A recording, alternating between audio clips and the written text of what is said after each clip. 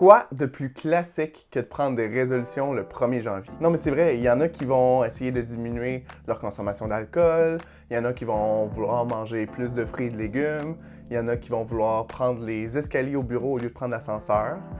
Il y en a qui vont le faire pour de vrai, qui vont être motivés, mais il y en a qui vont plutôt le faire pour se donner bonne conscience. Quoi qu'il en soit, le mot d'ordre quand on veut changer une habitude de vie, c'est d'y aller étape à la fois. Faut pas tout bousculer notre quotidien du jour au lendemain. Faut cibler celle qu'on veut le plus atteindre et y aller graduellement. Vous avez vraiment plus de chances de rester motivé et de voir des résultats si vous priorisez les habitudes de vie que vous voulez modifier. Puis pourquoi attendre au 1er janvier?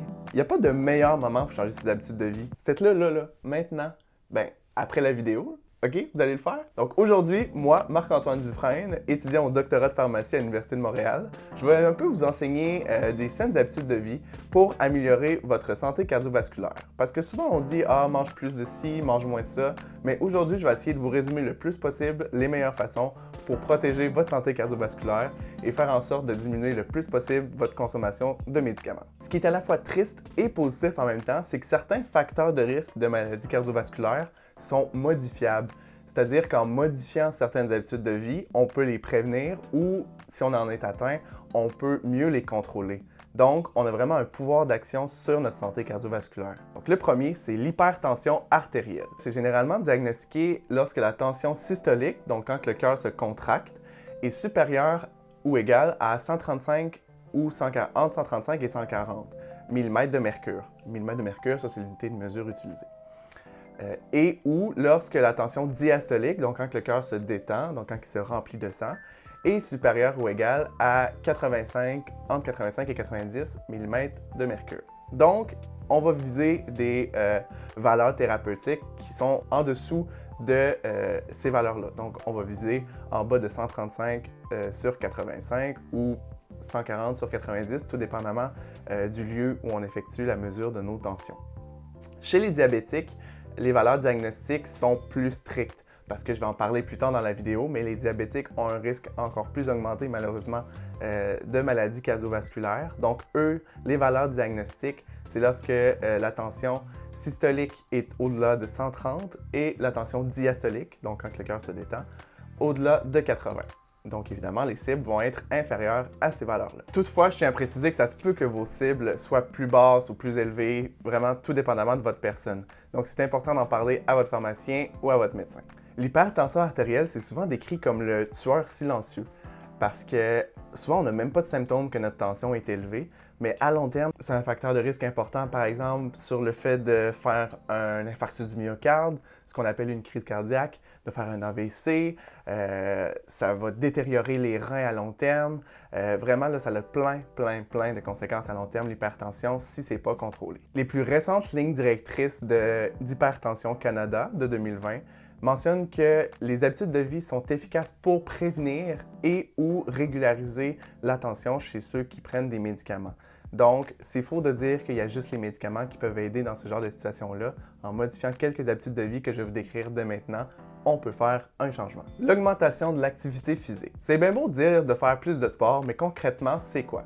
Donc, quand on dit d'augmenter l'activité physique en hypertension et pour tous les autres facteurs de risque que je vais vous énoncer plus tard dans la vidéo, c'est de faire en moyenne 30 à 60 minutes d'activité aérobique. Donc, par exemple, de la marche, du vélo, de la natation, et ce, de 4 à 7 fois par semaine. En plus des activités de la vie quotidienne, donc aller au travail, marcher, prendre les escaliers et tout. Faire des marathons, faire des activités intenses, ça n'a pas de plus grand bénéfice que ce que je viens de vous dire. Donc, ça ne sert à rien de se fixer comme objectif de faire le marathon de Montréal 2021. Il faut seulement y aller graduellement et à son rythme. Parlant de rythme, les kinésiothérapeutes sont des professionnels de la santé outillés pour évaluer votre condition physique et établir un plan d'entraînement selon vos capacités, vos préférences, tout en personnalisant vos besoins. Maintenir ou atteindre un poids santé. Parfois, on va parler d'indice de masse corporelle. Qu'est-ce que c'est ça? C'est le rapport entre le poids en kilogrammes divisé par la taille et la taille doit être élevée au carré. Donc, c'est des kilogrammes par mètre carré. Au niveau de l'IMC, on vise entre 18,5 et 24,9. Donc ça, c'est ce qui a été étudié pour être, disons, bénéfique pour prévenir et traiter, disons, l'hypertension artérielle. Au-delà de ça, on rentre dans des catégories d'embonpoint et d'obésité et malheureusement, c'est un facteur de risque de l'hypertension et des maladies cardiovasculaires, entre autres. On vise aussi un tour de taille de moins de 102 cm chez les hommes et moins de 88 cm chez les femmes, parce que dans les études, c'est à ces valeurs-là que l'obésité abdominale a été étudiée et c'est à partir de ces valeurs-là qu'on voit une augmentation du risque cardiovasculaire. Si notre IMC est en haut de 25, ça ne sert à rien de paniquer. Donc, on va viser un objectif de perte de poids graduel. Habituellement, on vise une perte de poids de 5 à 10 % du poids initial sur une période de 6 à 12 mois. Donc, il faut vraiment y aller à son rythme, s'outiller, faire vraiment équipe avec des professionnels pour viser un IMC en bas de 25 et un tour de taille en bas des valeurs que je vous ai dites plus tôt. Et ici, je tiens à faire un gros bémol. Perdre du poids, il ne faut pas aller dans les excès, il ne faut pas se priver, il ne faut pas aller dans des diètes hyper restrictives. Il ne faut pas se priver de manger, c'est juste néfaste. Et même si on va viser un IMC qui est, disons, bénéfique pour la santé cardiovasculaire, en se privant de plein de nutriments, ben ça ne sert à rien au final. Donc, comme j'ai dit, il faut toujours aller avec une approche multidisciplinaire, en mangeant mieux, en faisant plus d'activité physique et en s'outillant et en s'éduquant. L'alimentation saine. Donc, justement, en parlant d'alimentation, qu'est-ce que ça veut dire mieux manger? C'est sûr que les nutritionnistes sont, encore une fois, les professionnels de la santé les mieux outillés pour ce qui est de l'alimentation. Ils sont hyper formés sur les maladies cardiovasculaires, entre autres, et sont hyper calés dans c'est quoi les régimes à adopter et tout. Donc, je vais vous synthétiser un peu le tout du meilleur des connaissances actuelles selon les lignes directrices, encore une fois, d'Hypertension Canada de 2020. Mais en gros, ce qui est recommandé, c'est d'adopter un régime de type DASH ou de type méditerranéen. Donc, qu'est-ce que ça veut dire, ça? Ce genre de régime alimentaire contient des fruits et légumes frais, des fibres alimentaires complètes, donc on pense aux grains entiers. Ça contient aussi des protéines végétales, comme le soya, les légumineuses, aussi du poisson et des fruits de mer, de la volaille surtout, et de la viande faible en matière grasse, et des produits laitiers également faibles en matière grasse. On va également viser des aliments pauvres en graisses saturées et en cholestérol, mais ça, je vais y aller plus précisément dans quelques instants. Réduction de l'apport alimentaire en sodium. Donc, c'est un peu un cliché, mais c'est vrai que le sodium, le sel, ça fait augmenter la pression artérielle, donc évidemment, toutes les conséquences que je vous ai énumérées plus tôt. Donc, on vise une consommation en bas de 1,5 à 2 grammes de sel, donc de sodium alimentaire par jour. Certaines personnes, pour donner un goût salé aux aliments, vont acheter et utiliser du faux sel. Le faux sel, ça contient souvent du potassium. Puis le potassium, bien, ça interagit souvent avec les médicaments qui sont utilisés pour diminuer la pression, donc on appelle les anti-hypertenseurs. Donc, avant d'acheter du faux sel, si vous prenez des anti-hypertenseurs, il faut toujours en parler à votre pharmacien ou à votre médecin parce que ça peut dérégler certains médicaments et donc faire augmenter votre pression et causer aussi des conséquences, des effets secondaires. Le mieux pour rehausser le goût des aliments, c'est d'acheter des épices qui ne contiennent pas de sel et qui n'interagiront donc pas avec votre santé cardiovasculaire. Consommation modérée d'alcool. C'est sûr que l'idéal en hypertension et dans la vie de tous les jours pour presque toutes les maladies, c'est de s'abstenir de consommer de l'alcool. Mais bon, parfois on va viser plutôt une consommation modérée. Donc, qu'est-ce que c'est une consommation modérée? C'est qu'on va viser une consommation de moins ou 2 consommations d'alcool par jour. Et chez les hommes, on va viser moins de 14 consommations par semaine et chez les femmes, moins de 9 consommations par semaine. Puis une consommation, un petit rappel de ce que Éducalcool nous enseigne souvent, une consommation, ça équivaut à un verre de bière ou un verre de vin ou un verre de spiritueux. Et comme le dirait si bien Éducalcool, la modération a bien meilleur goût. Les thérapies de relaxation. Quand on parle de la relaxation, on parle de la méditation, le yoga. Il y a plein d'applications aussi maintenant sur les téléphones intelligents pour se détendre. Aussi, parfois, ça peut faire appel à la psychothérapie. Donc, il ne faut pas hésiter à se tourner vers de l'aide si le stress incapare notre vie et se rend jusqu'à augmenter notre tension artérielle. La cessation tabagique. Abandonner la cigarette, c'est la chose la plus importante que vous pouvez faire pour votre santé et pour celle des autres aux alentours. Parce que la fumée secondaire aussi, ça a des conséquences sur la santé cardiovasculaire, sur la santé des poumons et bien plus. À elle seule, la cessation tabagique diminue le risque de mourir d'une maladie cardiovasculaire de 36 %. Si vous vous sentez prêt, motivé à arrêter de fumer, eh bien les pharmaciens peuvent prescrire des des aides à la cessation tabagique, comme par exemple des patchs, des gommes, des pastilles.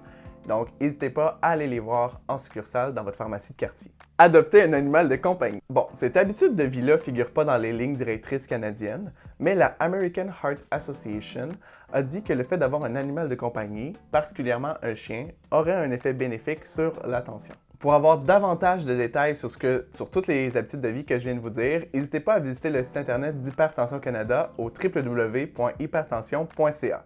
Souvent, dans la culture populaire, on parle de cholestérol. En fait, le cholestérol, il y en a vraiment plein de types. Le pire, disons, le plus mauvais, c'est ce qu'on appelle le cholestérol LDL. C'est celui-là qui va se déposer au niveau des vaisseaux, qui va augmenter le risque de formation de caillots, qui va rétrécir les vaisseaux sanguins. Donc, bref, c'est celui qui a le plus de conséquences néfastes sur la santé cardiovasculaire. Il y a aussi du bon cholestérol, ce qu'on appelle le HDL. Le HDL, lui, va surtout aider à éliminer l'excès de cholestérol. Donc, on parle de dyslipidémie quand les concentrations de mauvais cholestérol, donc de LDL, sont par exemple trop élevées dans notre sang, donc qui dépassent les valeurs normales, ou à l'inverse, que les valeurs de bon cholestérol, donc de HDL, sont trop faibles. Le cholestérol total et les triglycérides sont d'autres types de gras, disons, qu'on peut avoir dans notre sang. Et ça aussi, ça peut affecter la santé cardiovasculaire et le fait d'être diagnostiqué avec une dyslipidémie. Donc, comme toujours, c'est important d'en parler avec votre professionnel de la santé pour savoir vos cibles et votre état de santé. Un peu comme l'hypertension, la dyslipidémie, donc le cholestérol dans notre sang, on ne va pas en sentir les effets. Donc, c'est aussi un tueur silencieux, à moins que ça ait des concentrations faramineuses dans le sang. Là, parfois, on va sentir des symptômes. Mais sinon, c'est vraiment un tueur sur le long terme et ça augmente le risque de faire, encore une fois, là, comme je vous disais, des infarctus, des AVC, bref, plein de conséquences vraiment néfastes. Donc, le seul moyen pour détecter notre valeur sanguine de cholestérol, de bon ou de mauvais, c'est évidemment faire des prises de sang. Donc, c'est à ce moment-là que le cholestérol va être calculé au niveau de votre sang et à partir de la valeur, on peut calculer ce qui s'appelle le score de Framingham. Qu'est-ce que le score de Framingham? En fait, c'est selon plein de facteurs de risque, par exemple votre âge, le fait que vous faites de l'hypertension ou non, etc. Il y a vraiment plein de facteurs.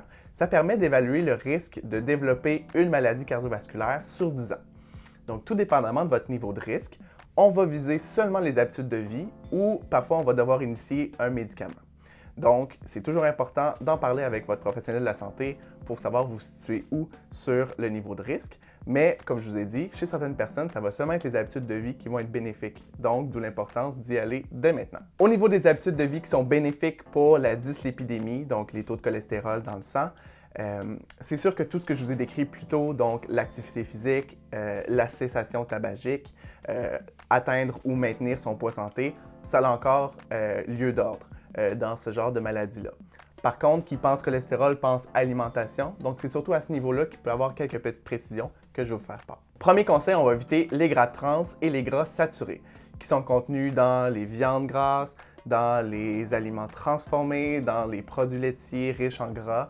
Donc ça, c'est vraiment à éviter le plus possible. Donc on va privilégier les acides gras polyinsaturés, surtout les sources mixtes qui contiennent à la fois des oméga 3 et des oméga 6, comme par exemple l'huile de canola, les graines, les noix, les légumineuses, les poissons, qui sont gras aussi. Ça, c'est vraiment des aliments à privilégier. Également, c'est mieux de se tourner vers des aliments avec des acides gras monoinsaturés. Donc, par exemple, de l'huile d'olive, encore une fois, les noix et les graines, les avocats et aussi les céréales entières sont de bons aliments pour diminuer le taux de mauvais cholestérol. Une alimentation saine, ça diminue le taux de cholestérol de 12% et le risque d'infarctus du myocarde et de décès de cause cardiovasculaire de 21,2%. Bref, ça peut vite devenir mêlant en ce qui a trait de l'alimentation, les gras à éviter, mono, poly, insaturés, saturés. Donc, l'idéal, c'est de se tourner vers un ou une nutritionniste qui va pouvoir vous guider dans le choix de vos aliments et établir un régime alimentaire sain et personnalisé. Le diabète de type 2 est diagnostiqué quand que le taux de sucre, donc les glycémies, dans le sang est trop élevé. Pourquoi c'est trop élevé? C'est que le corps devient résistant à l'insuline. Donc l'insuline, c'est l'hormone qui permet de capter le sucre dans le sang et donc de diminuer les glycémies. Sauf que chez les diabétiques de type 2, notre corps devient résistant à l'insuline. Donc notre taux de sucre dans le sang reste toujours haut Et ça, le fait d'avoir des taux de sucre hyper hauts dans le sang, ça a des conséquences néfastes sur plein de choses. Souffrir de diabète de type 2 nous rend extrêmement à risque de souffrir de complications cardiovasculaires. À lui seul, le diabète de type 2, il augmente le risque de souffrir de maladies cardiovasculaires de 3 à 5 fois et le diabète de type 2 est responsable de 20% des complications cardiaques. Le diabète de type 2 est également connu pour causer des dommages au niveau des nerfs, donc il cause 50% des amputations d'origine non traumatique.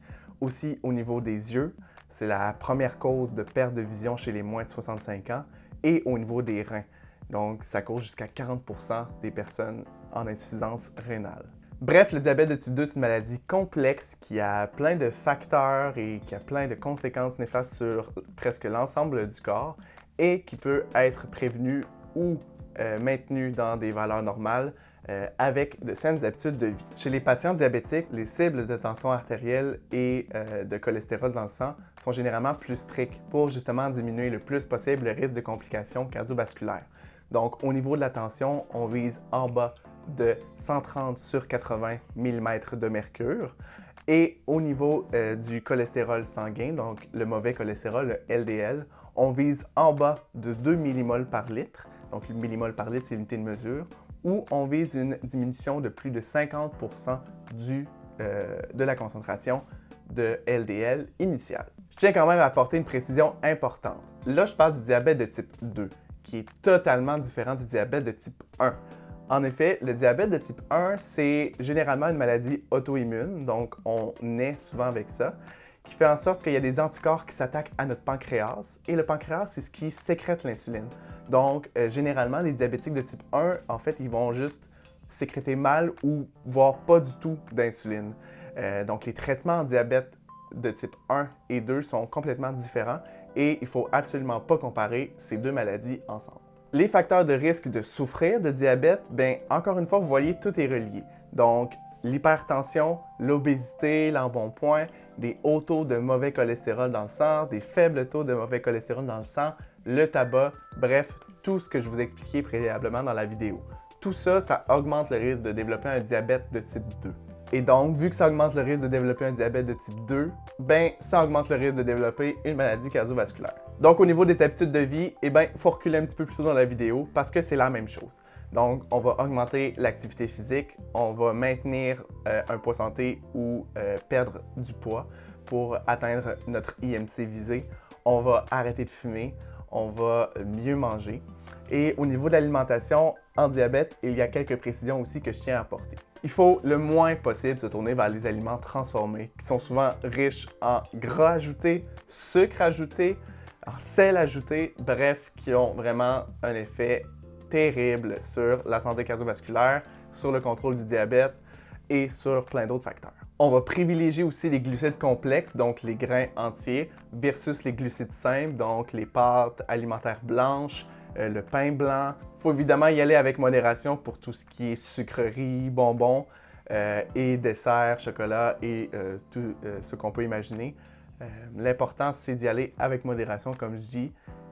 C'est sûr que dans un monde idéal, il faudrait ne pas en consommer, mais vaut mieux en manger de petites fois que se priver complètement pendant quelques temps et au final, en manger plus que prévu.